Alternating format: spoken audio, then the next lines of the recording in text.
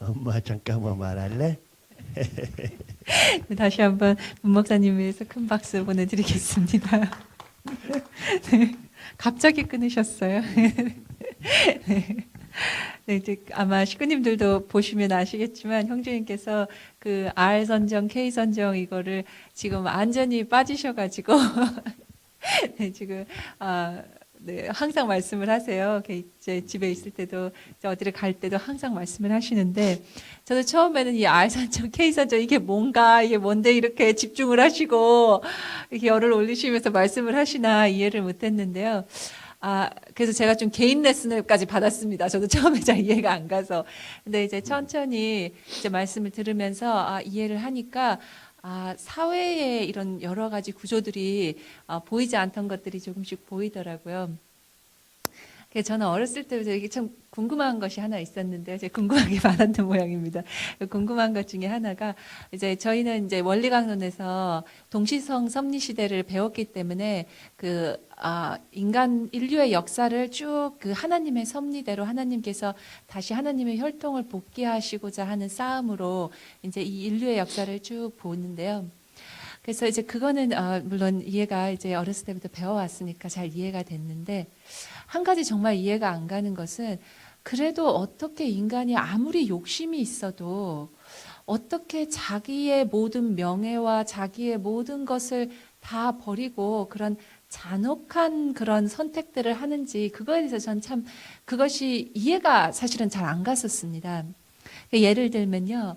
그 히틀러가 그 유대인들을 대학살했을 때 이제 우리는 보통 이제 독일 나치당이 이제 유대인들을 많이 죽였다 이렇게 알고 있지만 뒤에 이야기를 들어보면 그 거부 중에 하나인 그 유대인을 기반으로 하는 은행에서 그 많은 돈을 나치당한테 빌려주고 히틀러 나치당에게 빌려주고 그 돈을 다시 독촉해서 받기 위해서 그 유대인들을 죽이는 것을 뒤에서 이 거대한 유대인 기반의 은행이 도왔다 이런 얘기가 있습니다.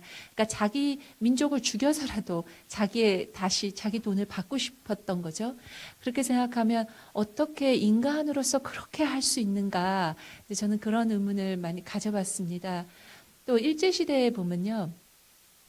많은 한국 사람들이 친일파가 돼가지고 한국 사람들을 많이 괴롭히고 많이 또 잔혹한 짓을 많이 했습니다.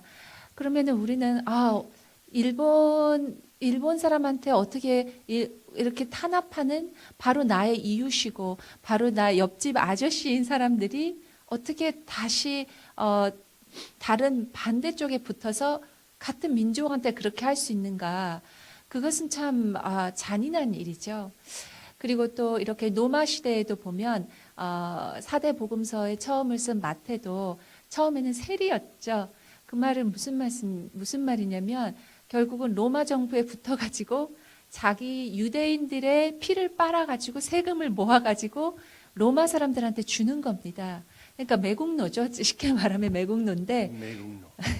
자기의 지금 가정연합 목사들이 매국노. 그러니까 자기 세리 친구들과 그렇게 일을 한 거죠. 그래서 그 예수님 당시 때 얘기를 들어보면 세리는 가장 그 유대인들이 싫어하는 사람들 중에 하나였습니다. 창녀와 마찬가지로 취급을 받을 정도였는데요. 그러니까 얼마나 많은 잔혹한 행동들을 했으면 그 유대인들 안에서도 그렇게 정말 사람 취급을 못 받았겠습니까? 근데 그럼에도 불구하고 왜 이런 사람들이 이러한 선택을 하는지에 대해서 참 그게 이해가 가지 않았었습니다. 이제 벌써 3년이 이제 넘었는데요. 아버님 성화를 하신 다음에 저도 그 똑같은 모습을 사람들에게서 지도자들 등에서 보게 됐습니다. 어떤 거였냐면요. 아버님께서 성화하시고 이제 점점 어머님께서 한시 어머니께서 이제 형제님하고 국주님을 더 이상 신뢰하지 않으시고 이렇게 계속 이렇게 반하는 입장에 서시는 그러한 모습들을 이렇게 서서히 보여지게 되니까 지도자들이 움직이는 것이 보였습니다. 그래서 어떤 지도자들은 정말 아버님께서 성화하시고 정말 1, 2주 만에 정말 국진님하고 형제님하고 같이 일하면서 같이 울고 정말 납치강금에 대해서 정말 마음 아파하고 정말 청평에서 이렇게 하면 안 된다. 이렇게 이런 헌금 섭리는 정말 끊어져야 된다. 그리고 이러한 또 형제님하고 국진님을 그렇게 옆에서 잘 모시고 같이 하셨던 분들이 1, 2주 만에 정말 확 바뀌는 겁니다.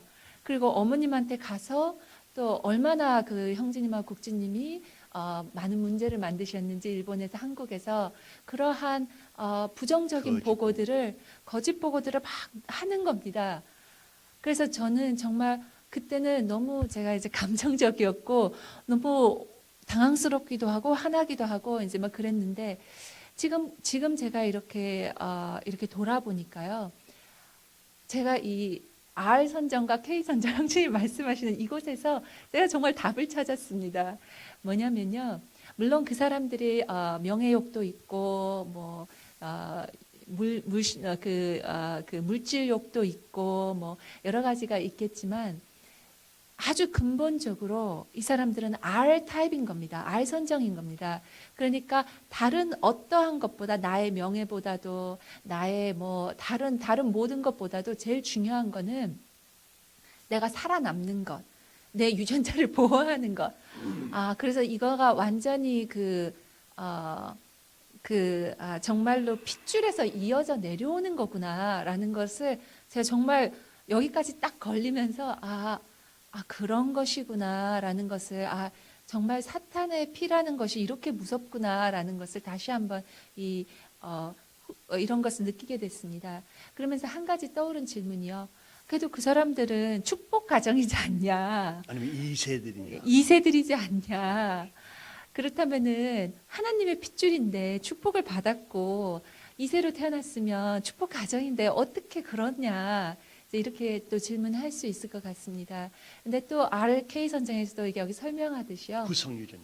후생 유전학에서 설명하듯이 첫 번째는 사탄의 핏줄이었던 적이 정말 얼마 전이 사탄 핏줄이었지 않습니까?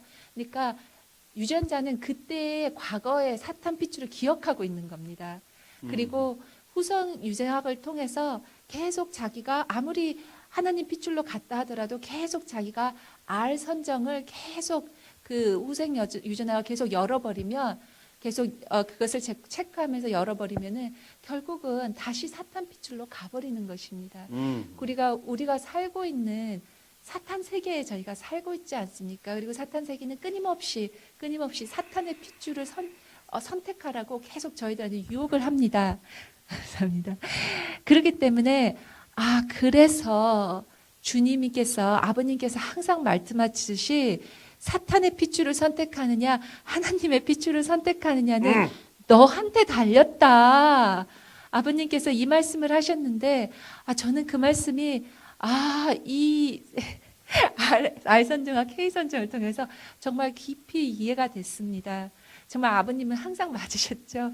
저희가 둔해서 저희 머리가 너무 둔하고 아둔해서 이해하지 못했는데 아버님께서 그렇게 핏줄을 강조하시고 주님의 핏줄에 접붙임을 받아야 된다 말씀하시는 게 또다시 한번 아버님께 깊은 감사를 드립니다. 그런 말씀을 저희에게 주심을 제가 다시 한번요 아버님을 찬양하면서 짧은 말을 마치겠습니다. 감사합니다. 아주